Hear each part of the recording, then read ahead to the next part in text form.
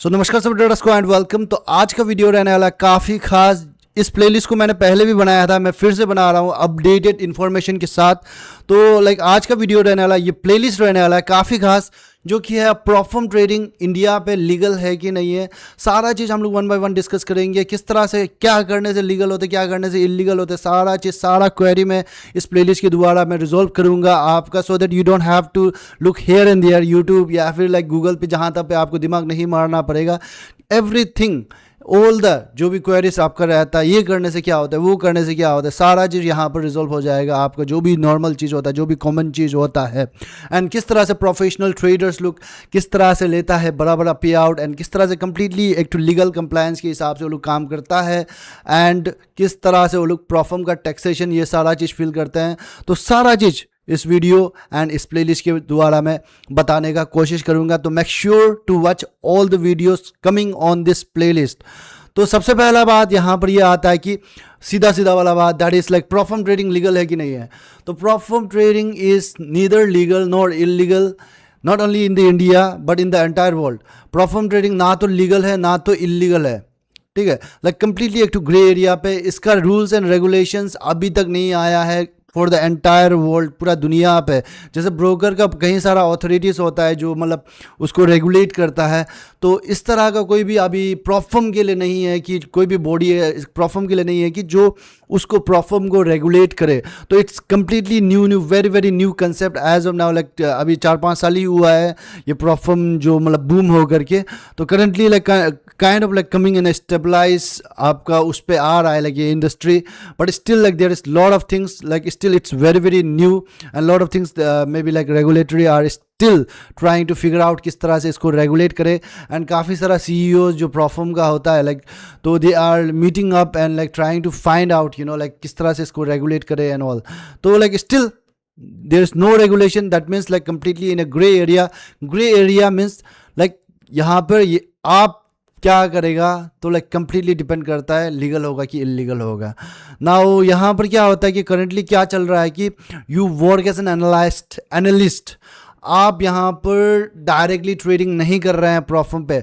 जब भी प्रॉफर्म का बात आता है, प्रोप्राइटरी ट्रेडिंग के बारे में बात आता है, प्रॉफर्म एवोल्यूशन जो भी है इसके बारे में बात आता है, जस्ट बेसिक सा चीज़ जो कि आपको समझना है कि आप भले ही आप स्क्रीन पर बैठ करके ट्रेडिंग कर रहा हो, बट आप डायरेक्टली ट्रेडिंग नहीं कर रहा है। डायरेक्टली ट्रेडिंग होने से क्या होता है कि आप अपना फंड लगा करके ट्रेडिंग करता है ना, तो उसको बोलता है आप डायरेक्टली ट्रेडिंग कर रहे हैं, या फिर आप कोई पर्सनल अपना ब्रोकर अकाउंट में बना करके कर रहा है ट्रेडिंग, तो उसको कहते हैं direct trading. You are directly dealing, directly putting your money and making it up and down. तो यहाँ पर लेकिन प्रॉफर्म के केस में इट्स नॉट दैट थिंग। यहाँ पर क्या होता है कि आप एक एनालिस्ट की तरह काम करते हैं, आप एक कंट्रैक्टर की तरह काम करते हैं। Even if you see once you get on the fund stage में जब आप पहुँच जाते हैं, जब इवोल्यूशन पास करके, तो जो एग्रीमेंट वो लोग देता है उस एग्रीमेंट पे क्लियरली साफ साफ लिखा होता है कि you work as an analyst या फिर इंडिपेंडेंट कॉन्ट्रैक्टर या फिर फ्रीलांसिंग, ऐसा कुछ क्लियरली वहाँ पर मैंशन किया होता है कि आप क्या है एक्चुअली में उनके लिए। एंड वहाँ पर कोई भी कॉन्ट्रैक्ट पे मेंशन नहीं किया होता कि ट्रेडर की तरह काम करेगा या फिर ऐसा कुछ। तो जस्ट समझिए ये चीज़ जो सारा चीज़ सब कुछ खेल यहाँ पर है, सारा चीज़ यहाँ पर चेंज कर देता है। क्योंकि अगर आप देखिएगा तो हमारे इंडिया पर स्पेशली CFD ट्रेडिंग, आपको CFD ट्रेडिंग यानी कि फॉरेक्स ट्रेडिंग ऐसा कुछ एग्जाम्पल देगा, तो it is completely illegal, not completely illegal है ये एक्चुअली में। बट अगर आप करेंसी ट्रेड करते हैं इंडियन करेंसी के साथ जो पेयर करते हैं, INR JPY INR USD जो भी है, इंडियन करेंसी के साथ आप ट्रेड करते हैं, जो पेयर वाला ट्रेड करते हैं, तो उसको लीगल माना जाता है। वो भी दूसरा कंडीशन है, दैट इज वो जो एक टू सेबी रेगुलेटेड आपका एक टू ब्रोकर से होना पड़ेगा। तो ऐसा नहीं है कि देखिए आप दूसरा ब्रोकर्स लोग आप देखिएगा तो कई सारा है, OctaFX हो गया, ट्रेडिंग एक्सनेस हो गया, वेंटेज हो गया, कई सारा ब्रोकर्स है जहाँ पर आप ट्रेडिंग करते हैं।